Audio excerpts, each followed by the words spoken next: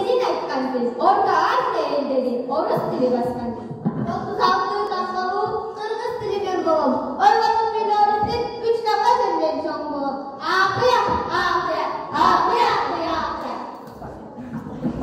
Aytpasam Zeleftaydın, dilin elin bilesin. Ahine gayet gelipsin, harada kaçan veresin. Sen de bari sepatın yoksa Kıtayların ayları, Kıtaylardan düşmüşler. Elini boğalım ben hanım. Akıya, akıya, akıya, akıya, akıya. Gözüme dağıttı vermiştim. Özbekçe seni söyledim. Enem senem dönendi. Bandana savarıyor. Akşam bir de sözümüzü, ay kırk dönem bile bildi. Anneler